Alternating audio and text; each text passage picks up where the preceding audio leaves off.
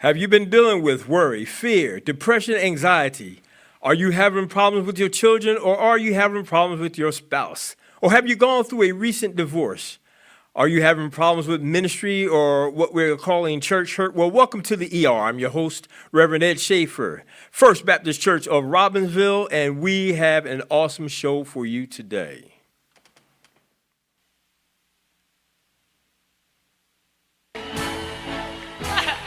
There's an army rising up, yeah, to break every chain, break every chain, break every chain,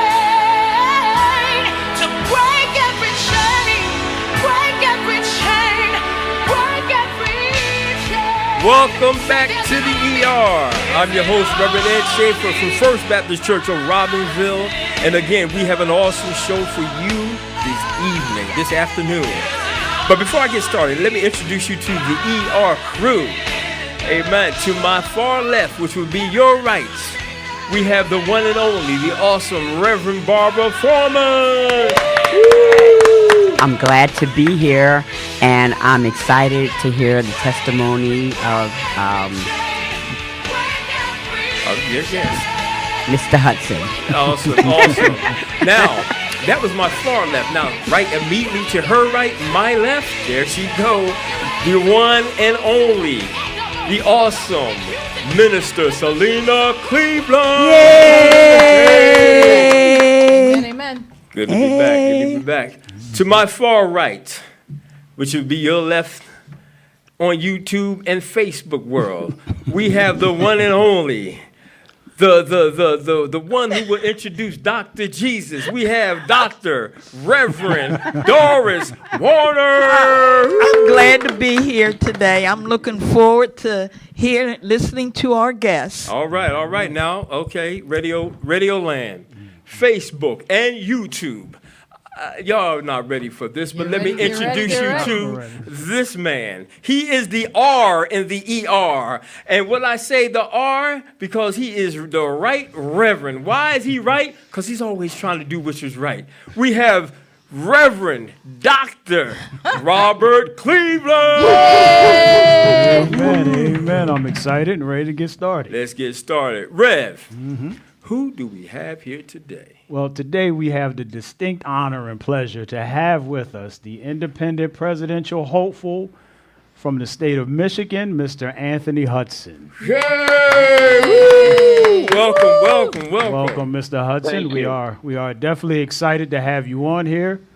And we have to say that, to date, you are probably the biggest star we've had on the ER. So that's an honor. Oh, man. That's off. But everybody's a star in the kingdom of God. So we're just thankful that you're here with us. Amen. And it's a great thing to know that not only are you running for president, but that you are a child of God as well. Everybody claims to be a child of God, but we just, it's just good to see that someone who's actually trying to live what thus saith the word and do what God has called him to do. Yes. So we thank you for joining us, and we just want to welcome you. And, our show is about testimony. So if you want to give us a testimony as to how God is moving in your life, feel free to roll on in. Well, I want to thank each and every one of you for allowing me on your platform and be on your show today. I don't know that I've ever been in the presence of so many pastors and reverends at once. So either God is working in my life or I'm in trouble. But I grew up in a small town in Texas. I was baptized in the First Baptist Church down there, and ever since then, God has been a staple in my life. I can contribute all the success, all the good times, all the hard times. The strength that I've had to overcome a lot of adversity in my life to the power of God and his worship. So I wouldn't be here if it wasn't for my relationship and my faith in our Lord Jesus Christ. I grew up in a very poverty stricken family. My father was very abusive. We don't talk to this day. It's been probably 17 years since I've spoken to him. And maybe it's a sign that I should reach out because today is his birthday. I believe he's 75 years old today. So the Lord works in mysterious ways. We've all known that. And, you know, as I grew up in school, I was an athlete. I was a scholar. I'm a veteran. I served in our armed forces for a few years right after 9/11. And outside of that, I just lived a normal American life. I go to work. I take care of my family. I come home. I try to do the right thing and make good decisions. And last year in July, and you know, they say God doesn't answer your prayers on your time. He answers them on his time. Right. And not that I have ever prayed to be a politician, but I've always prayed to be a leader or someone that has strength and courage to stand up for those who are less fortunate or who don't have the strength to stand up for themselves. And July 8th of last year, I remember it like it was yesterday, there was just this overwhelming feeling that I needed to stand up and do something for my country. Now, I don't know a lot about politics. I know more now today than I did 10 months ago, that's for sure. But I noticed a trend that a lot of Americans feel the entitlement to complain and voice their opinions about our government and the direction of our country, but no one is stepping up to do anything about it. It's just a lot of talk. It's a lot of negativity. It's a lot of embarrassment, if you ask me, that we live in the greatest nation, the greatest country in the world. That's right. And we live in a country where we have God-given rights in this country that need to be defended, that need to be stood up for, and need to be protected so that we can maintain our freedom and our integrity as a nation, as a world leader. And I got tired of all the talking. And one day I woke up, it was July 8th, probably 10:30 in the morning. And I looked at my fiance and I told her, I said, I have this urge to run for office. And I went outside and I put up a video on TikTok about what I would like to do as president of the United States. And 7 hours later, it had hit 1.2 million views. Wow. It had gone viral. And with the love and the support and the encouragement from all of those who had watched that video, I am now sitting before you as a federal candidate Amen. running for president. Wow. And I've gotten my message out to over 40 million people Wow. in 10 short months. So for those who say God doesn't exist, I say, look at my story, That's look at what right. I've been Come able on. to accomplish, and let's keep marching because we are the voice of God here, and we need to spread his word, trust in his powers, That's trust right. in his magic, and know that if we, I mean, it says we can do all things through Christ who strengthens us. Yes. Right? That's right. And right now, I feel like I am Hercules on this journey. So I will open it up for any questions for you guys that you may have. I understand you spoke with Ruben about our trip down to the border recently. Any questions particularly about that? Well, only thing that I would have is, you know, Ruben talked to us about a lot of things that was going on down at the border that TV don't talk about. And, you know, it was a lot of things was very shocking and very Yes, sir. new to us, you know.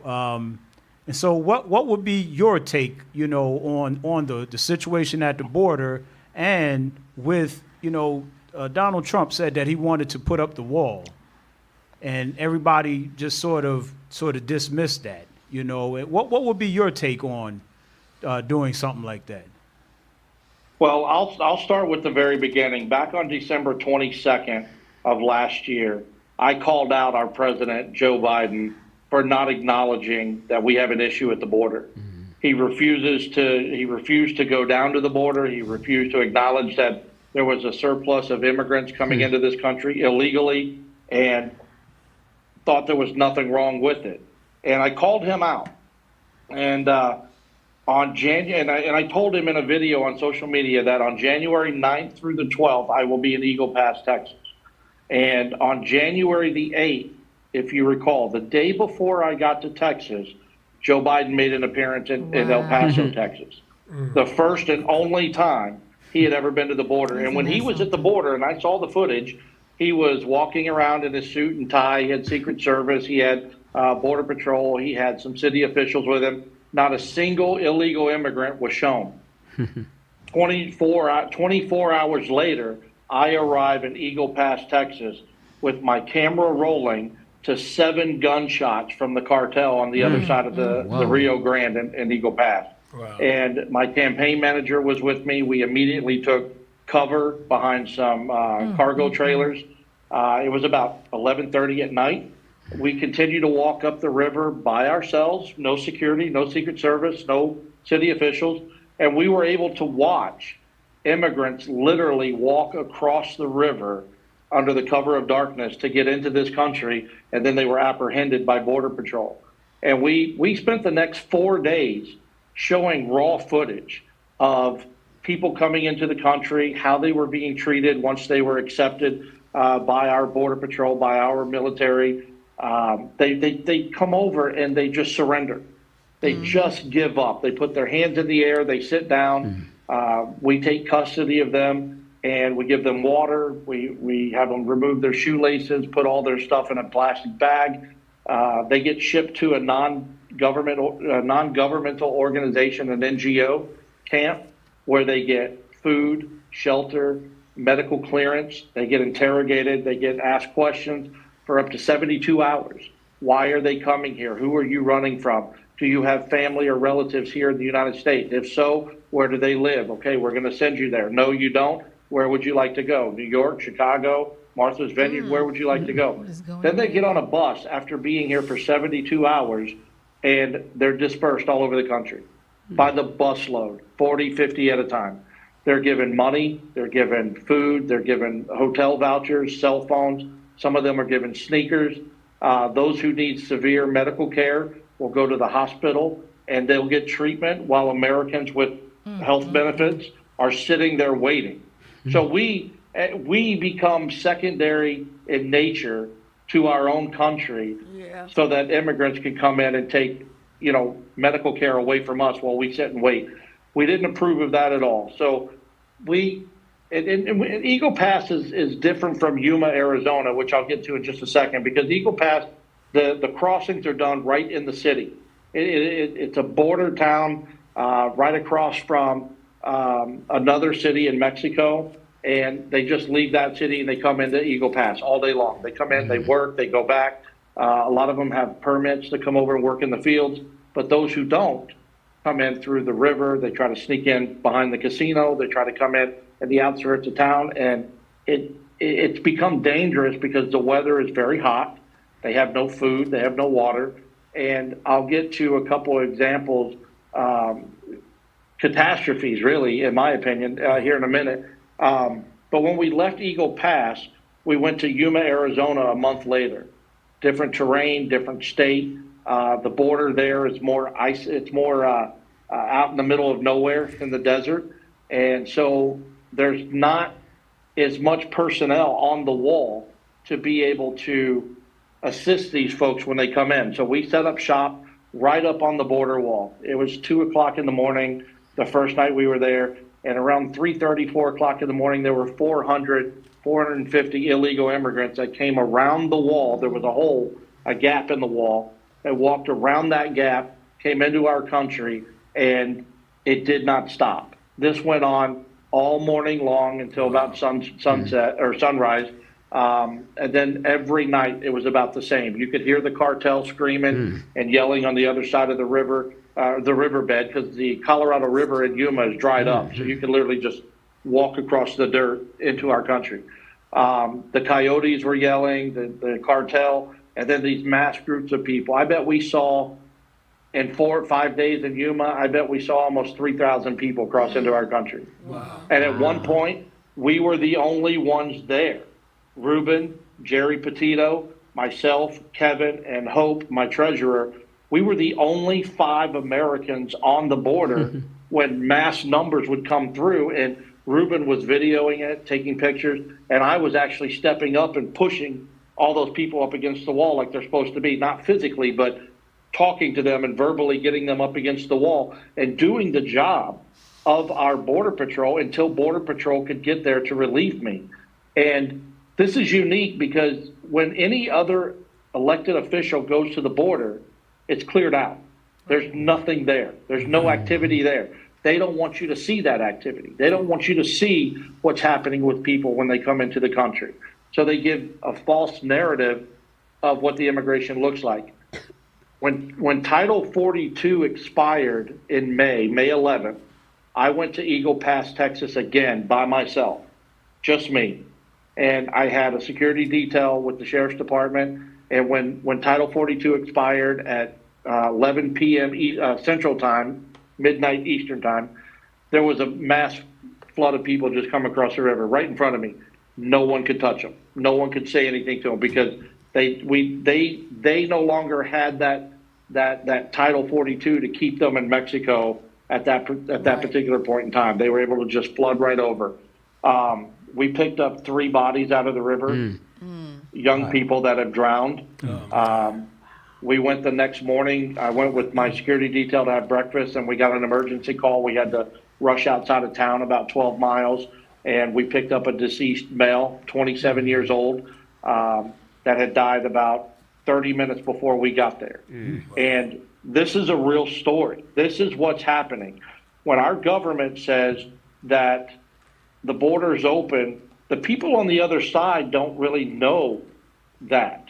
They don't know that if they cross over, they will be taken care of. They see military, they see Border Patrol with semi-automatic weapons and standing along the border, and they think that they're going to get captured and go to jail.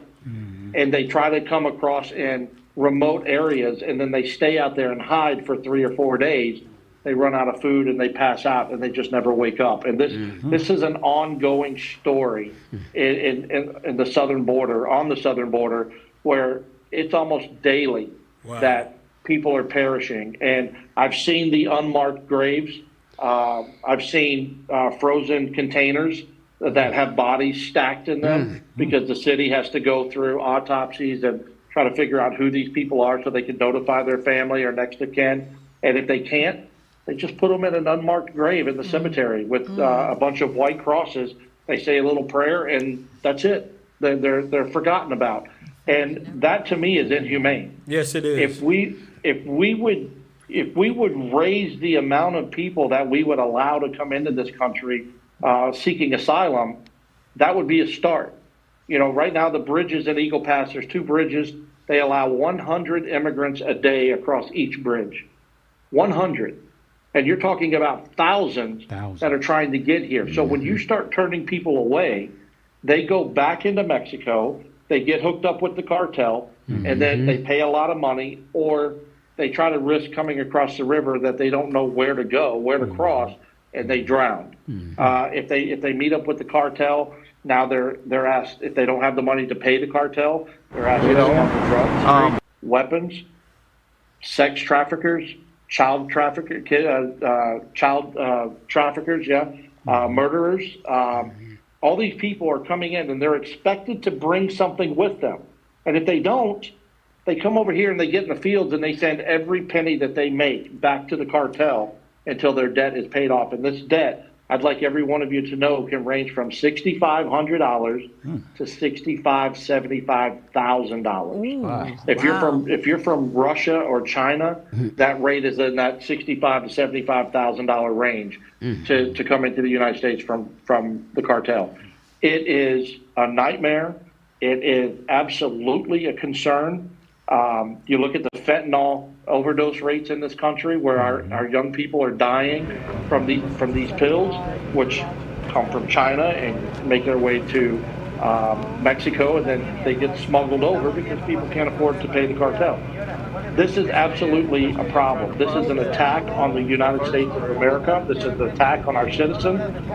This is an attack along the border. This is a complete and utter failure of our immigration laws. And until we can get someone that will stand up and make an easier pathway for immigration, this is going to continue to happen. And it is a threat. It is a threat to you, to me, to every nation, every state in this nation, every family across this country, because these immigrants are finding their ways into our cities. They're taking low-paying jobs. They're not paying taxes.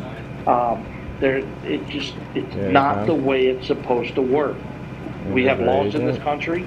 And again, we're I can't expected, show the every one faces, of you so on that panel, myself raise your included, hand. are expected to follow the laws in this country, or there are consequences. These people, even though they're good people, and they've gone through some major travesties, they are breaking the law the moment they step on American soil, unless they go through a legal checkpoint. And this is something that the government of the United States needs to start focusing on, so that we can bring them into this country legally and help get them started. And we've come up with an idea that would allow that to happen. And it would also allow about $3.6 billion a year to be paid toward our deficit without any of our tax dollars being used for that debt. If you'd like, I can talk about that a little bit, but if you guys have any questions, please feel free to jump in. What made you decide that to go to the border in the first place? Because it is a major topic in this country right now. The border, foreign trade, the school shootings, the fact that our country is no longer an independent country because we are more of an import country than an export country. There's a lot of major issues. People are talking about gun control, which is a violation of our constitutional rights.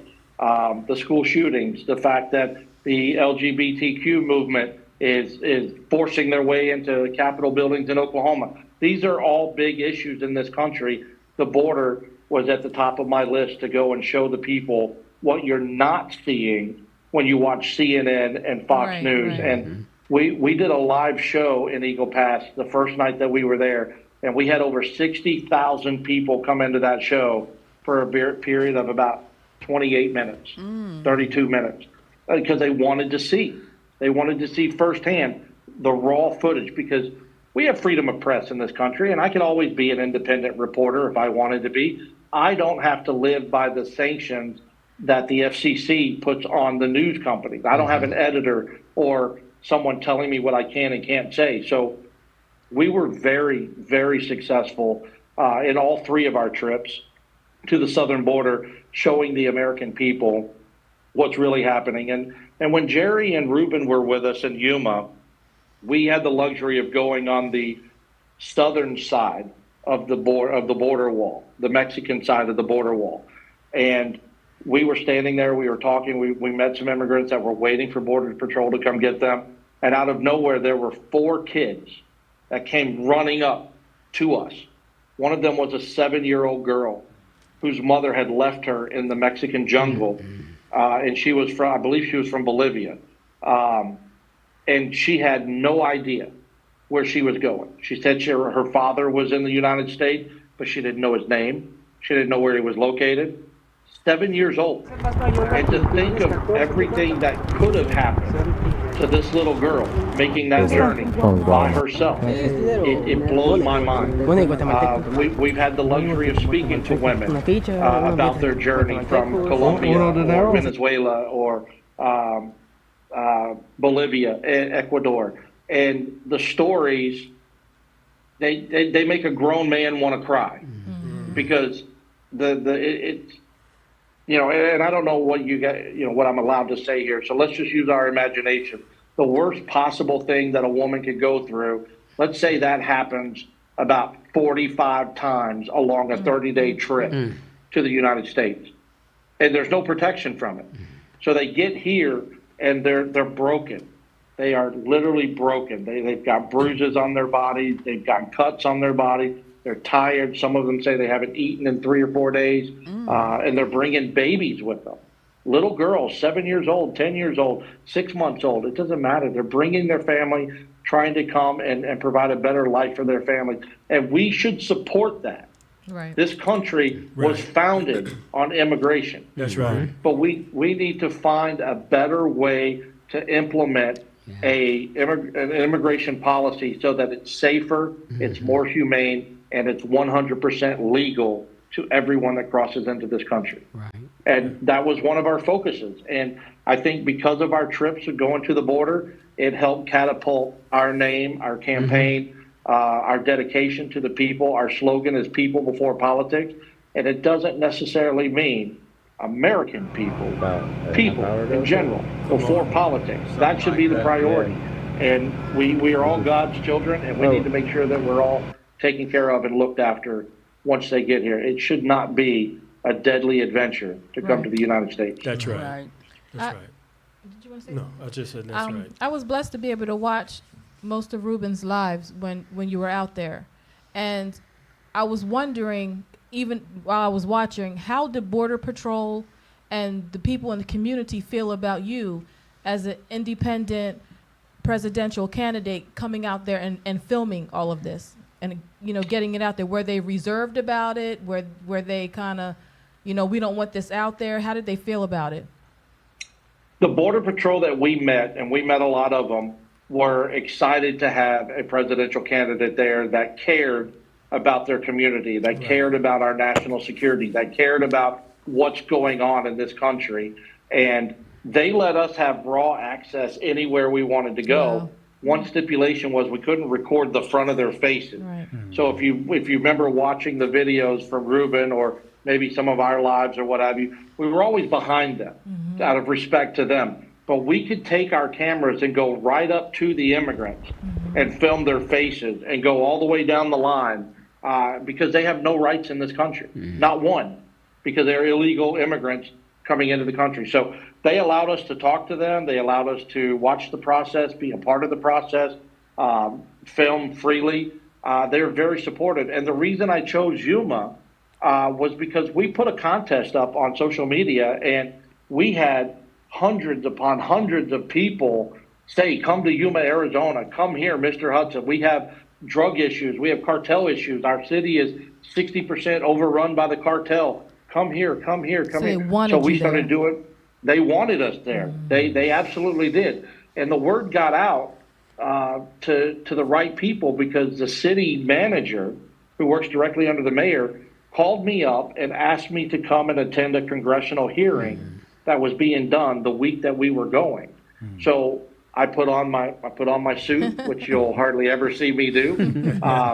We did an interview in there. I shook hands with Jim Jordan, the Republican from Ohio. I met Matthew Gaetz, the congressman from Florida. I met Mr. Fry. I met, I think it was 13 different congressmen that I was able to meet, shake hands with, hand them a card, and tell them I'm the guy running for president in the United States as a common blue collar, grassroots kind of guy. And they were all very receptive to that information. They all smiled. They took my handshake. They talked to me, told me where they were from. They gave me their business cards. I've talked to a few of them since then. And it's been a humbling experience that, we actually live in a nation where you have the right to pursuit of happiness. And no matter what that is, anybody that's listening, whatever your dreams are, whatever your goals are, do not let the United States government hold you back or stop you from doing what you love to do or what you want to do. It's your constitutional, God-given right in this country to pursue your happiness. And I am trying to be a leader by standing up and doing just that, to represent people of all walks of life, not African American, not Asian, not Latino, not Muslim, not Caucasian, but as American people. I am standing up fighting the best fight that I can give to represent every one of you all across this country, because in my opinion, it's time that government gets shrunk down to the size it's supposed to be, Right. and the power goes to the people where That's it was always intended to be. And that's my goal. Amen. Amen. Now, to switch up gears here from the border, tell us a little bit about your background, where you come from. Have you ever held any other offices? I currently hold president of my own business. I own a small trucking company up here in Michigan. Outside of that, I grew up wearing Velcro shoes all the way up until like my junior year of high school. And I was an athlete. Man, I was an athlete. God had given me some athletic ability to walk into a Texas high school and start as a freshman on the varsity as a running back. And I could run, I could hit, I was talented. That spewed over into basketball and baseball and track. I set a high school record of high jump at 6'8" as a sophomore. You wouldn't think that now if you looked at me, because I've been married and divorced and put on some weight, but I was always an athlete, and I took, random jobs growing up. I started at a grocery store, worked in a few restaurants, made my way into the financial world, worked my way up from there to a director of operations within a financial firm, traveled the country giving seminars about financial programs to help people with credit card debt or loan debt, get back on their feet. So I've been helping people for a long time. Right. But as far as political office, that's the one thing Donald Trump and I have in common, is neither one of us had any political experience before we first announced that we were running for office. And sometimes I think that's the best way to go, because when I look at the five of you, and I say, I'm free, I need you to understand that I'm free of corruption. I'm free of offshore bank accounts. I'm free of other of relationships with foreign nations. Come on. I'm free of all of that. I am an average American man.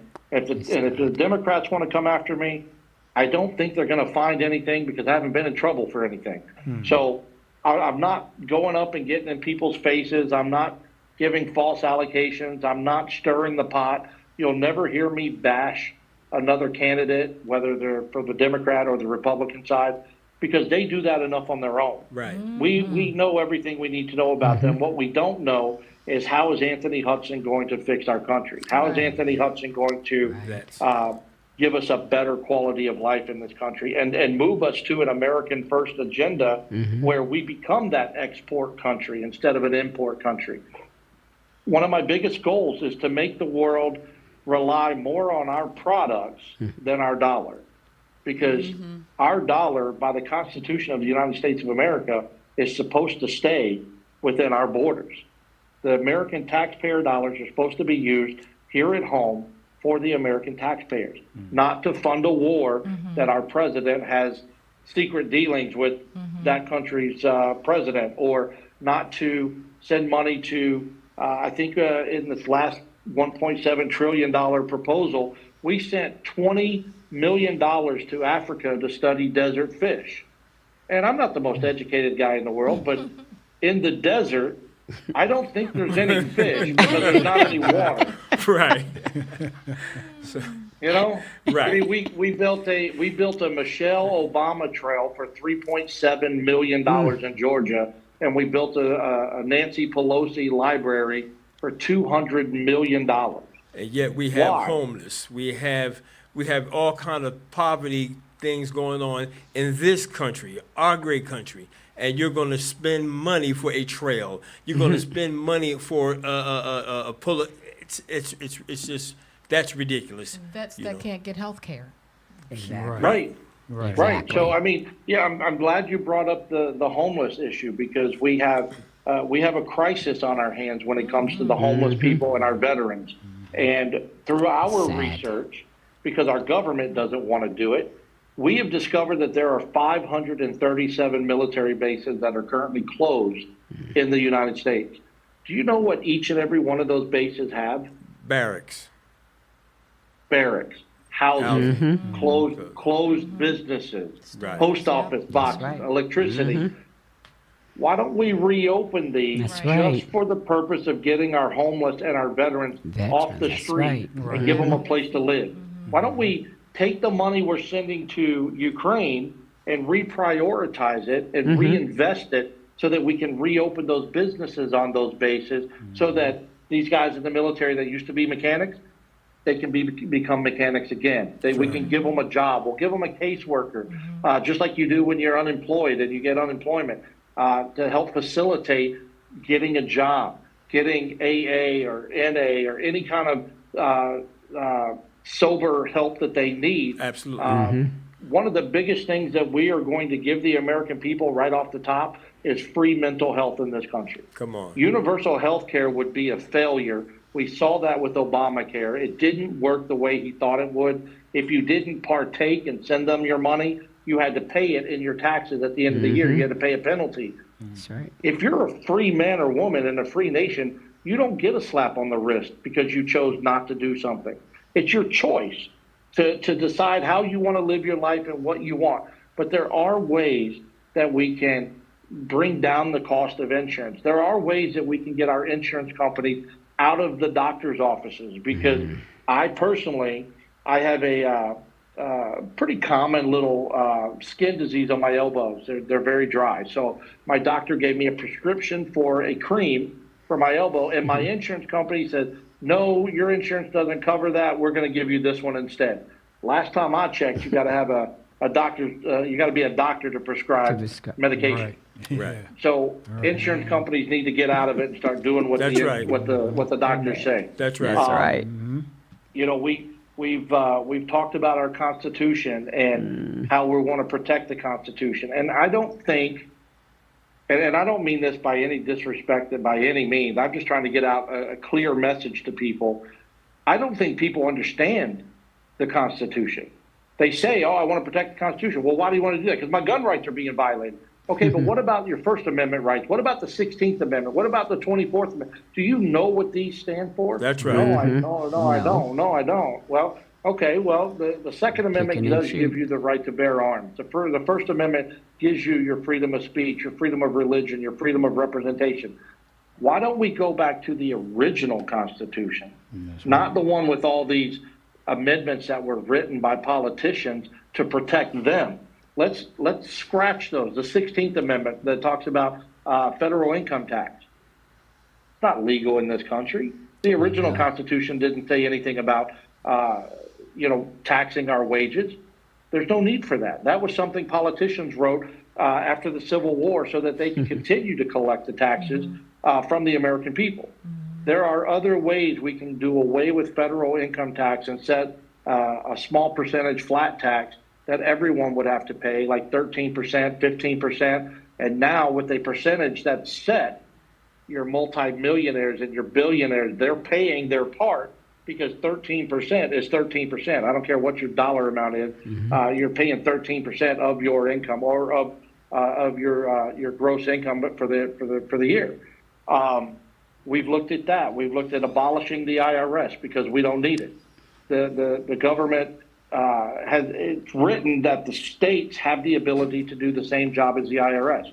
So let's get rid of the IRS. What are we going to do with all those jobs? We're going to put them in a Border Patrol uniform and put them down on the southern border and have them stand post. That's what we're going to do with them. I mean, if you really want to work for the government, go stand post and protect your country instead of arming yourself and coming after us, because we know that's what's happening. The Department of Education has got to go.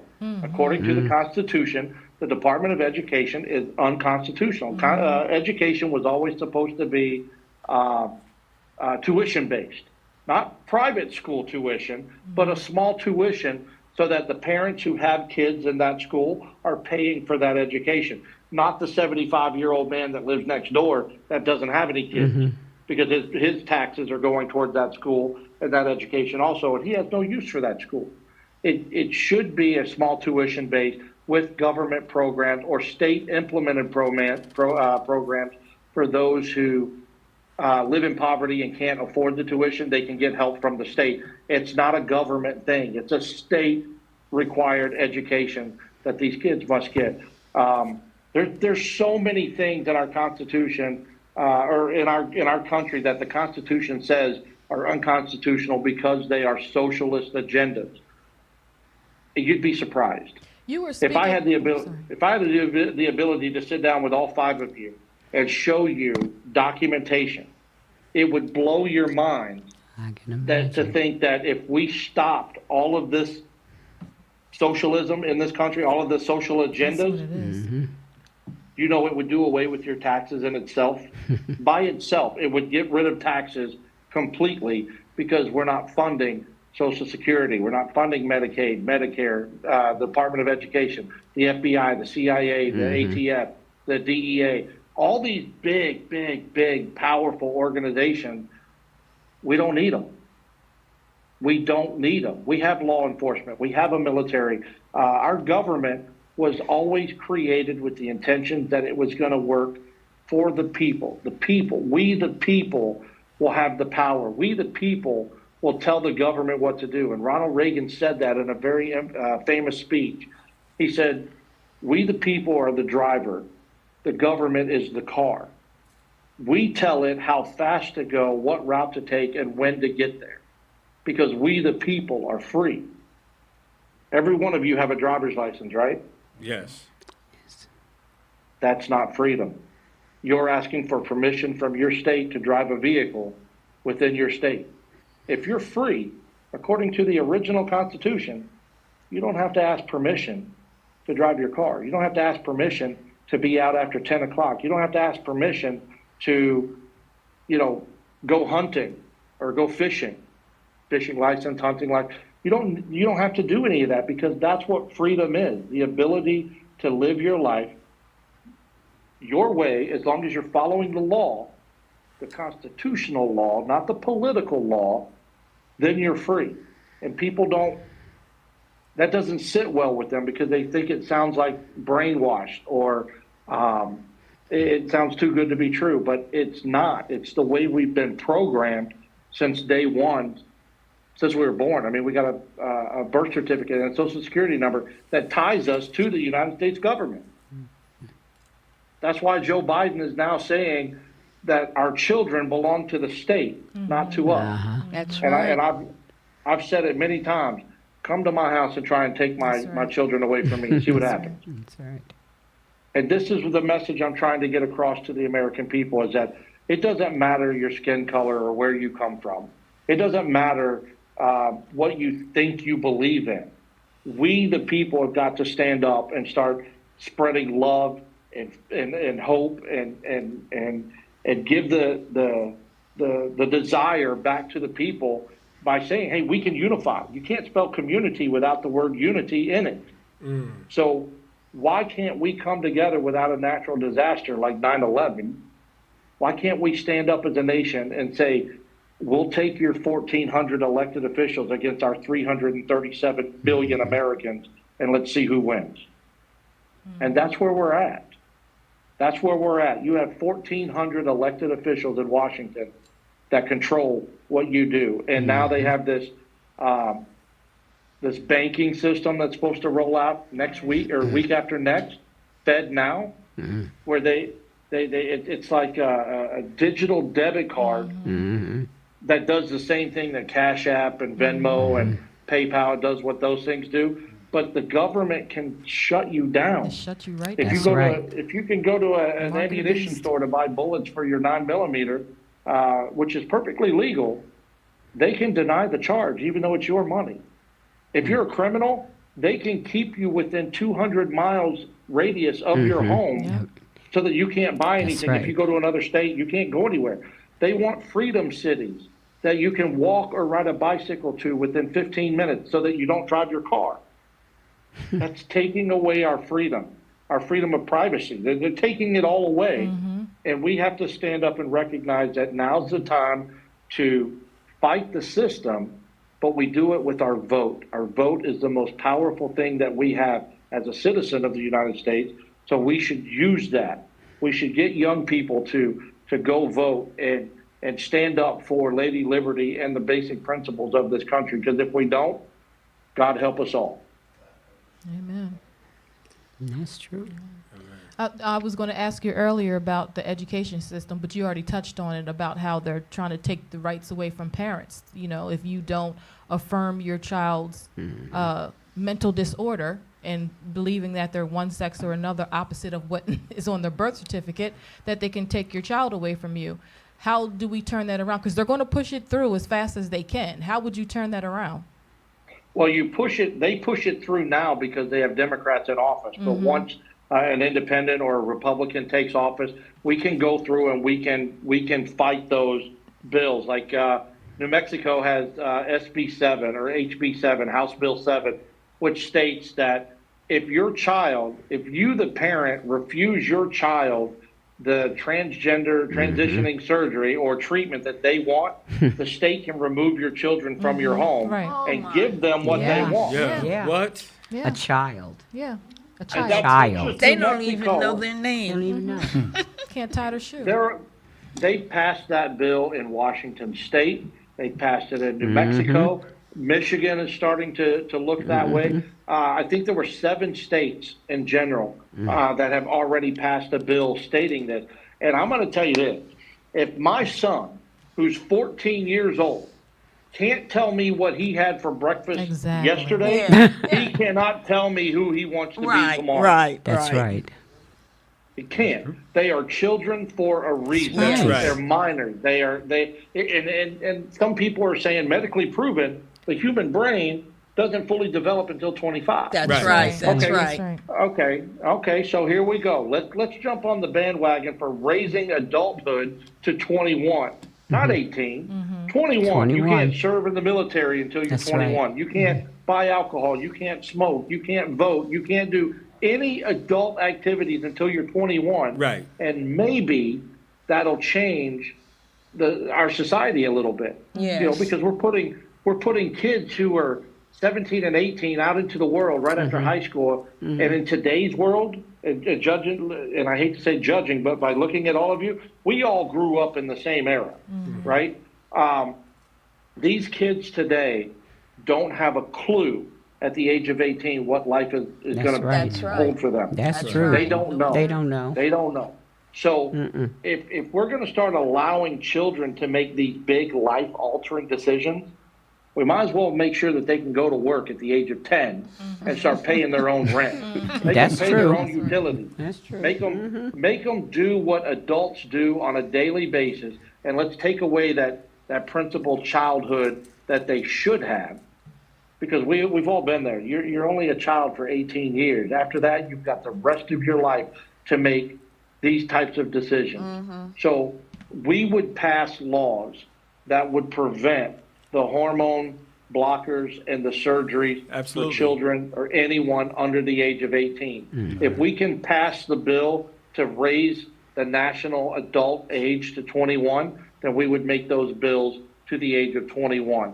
If you think that you are lesbian or, I'm sorry, not lesbian or gay, if you think you are transgender, a woman trapped in a man's body or a man trapped in a woman's body, if you think that today at 13, then I feel more comfortable about you getting that transition surgery 7 years from now when you think the exact same thing.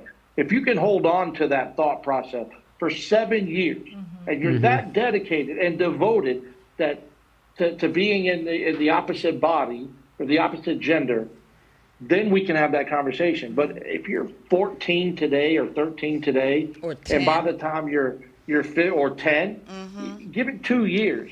Give it 2 years. How many of us knew what we wanted to do our senior year in high school as a job or a college And major? we're nowhere near that. No idea. Nope. Man, my freshman year in college, I changed like 8 or 9 times. Yeah. What I And- what I wanted to do. A lot of people say that, and I've heard this a lot, we got to bring God back in this country. We got to bring God back into this country.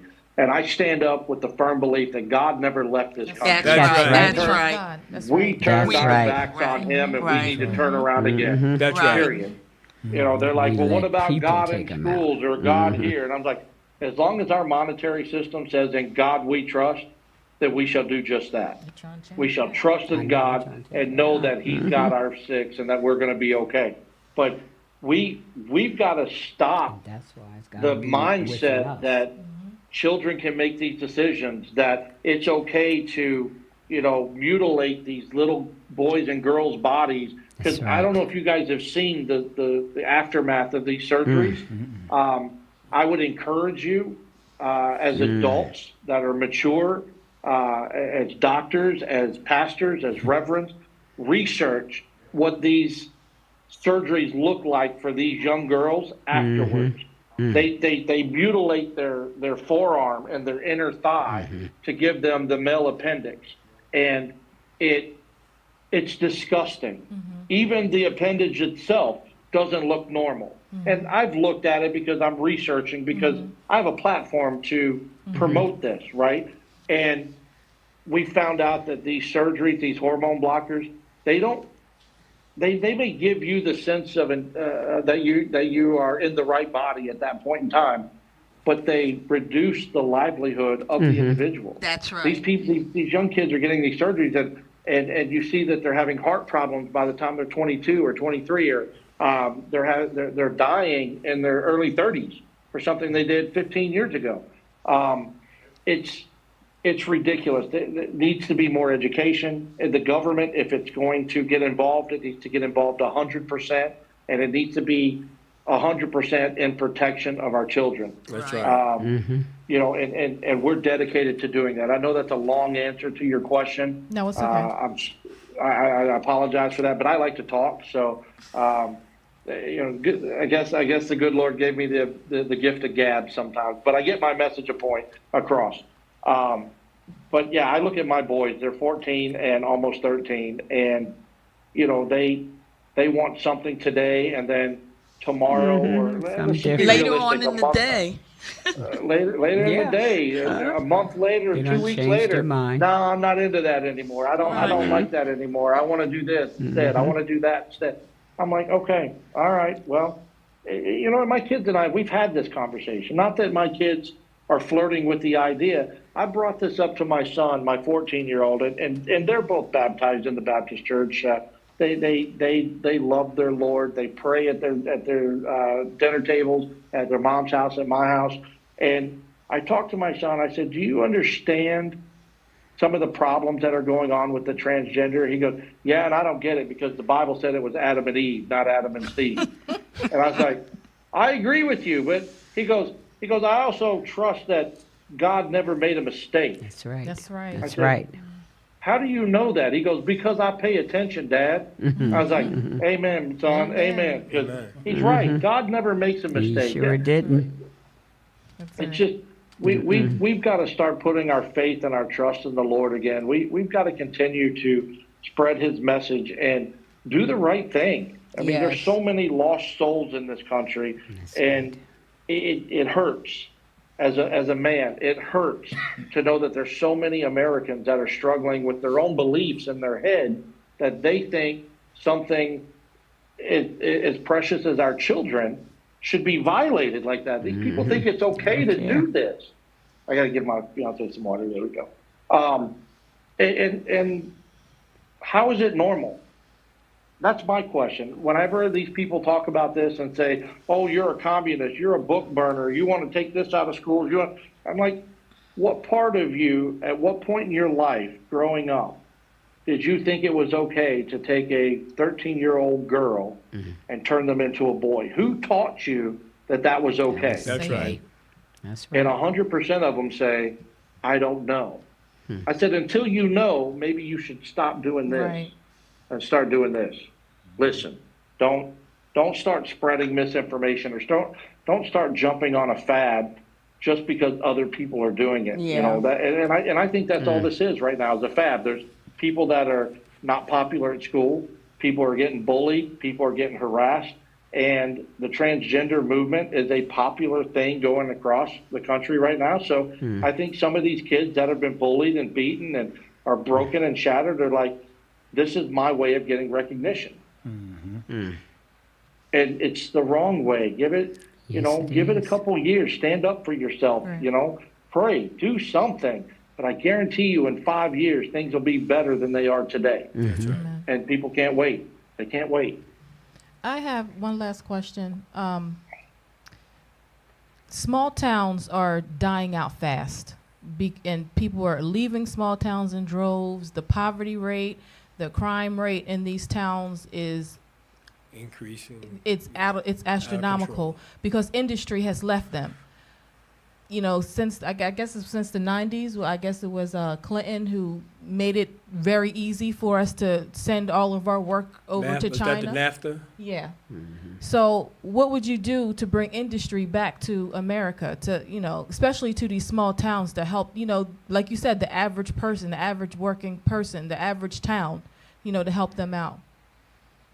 Well, and I fear this is going to be another long answer, but it's deserving because this is a great question, and we could go a lot of ways with this. But I'll start out by saying we need to be proud to be American. We need to be proud to have products that say "Made in the USA." We have all of the resources in the world to be an independent nation. I don't know how many of you are aware of this, but we live on liquid gold. Right below our feet, we are the #1 producer of crude oil in the entire world. You can fact check that.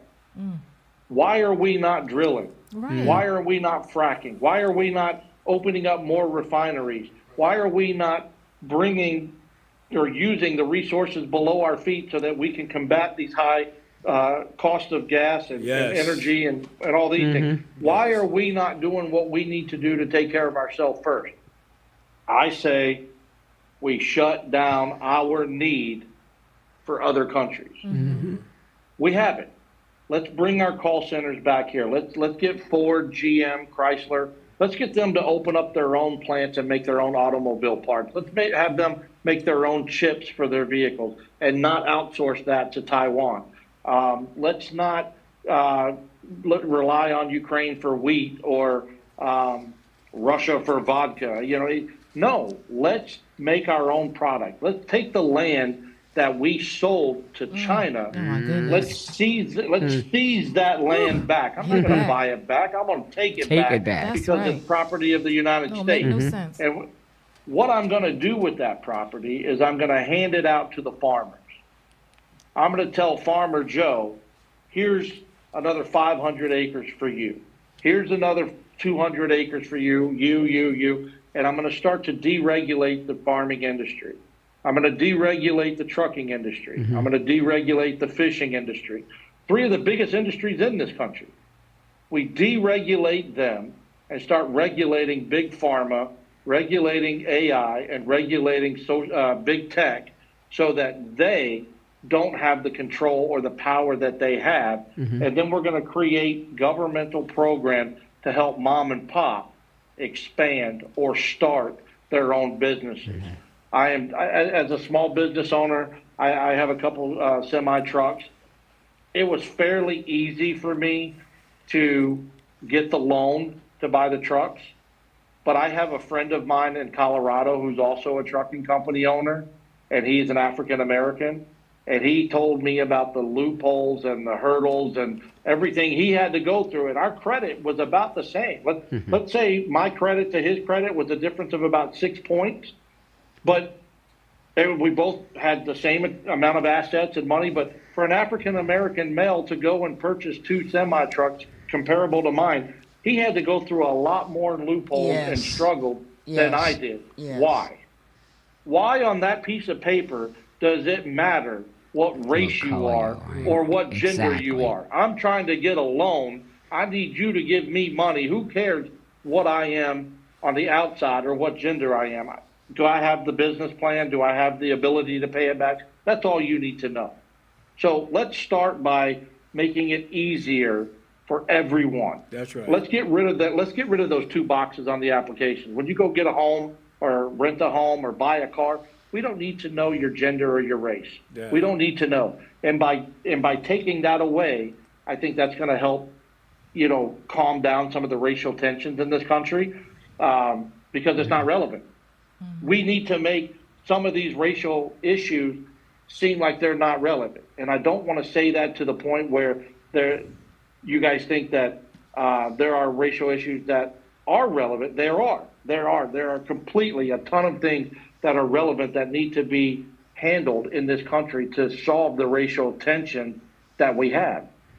But I think if we can start focusing on growing and prospering and expanding, we'll be too busy to worry about race. We'll be too busy to worry about fighting someone of another color or another nationality, because we're going to be getting the opportunities we never had before to grow our business, grow our lives, to expand, to hire people, to advertise.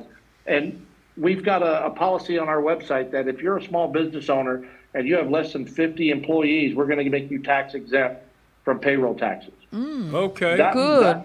That money alone, that money alone will allow you to advertise, or if you own a small restaurant, to buy a new oven or hire new people to come in. If you work more than 40 hours a week in this country, everything over 40 hours, I will write an executive order that makes your overtime and your bonus checks tax exempt.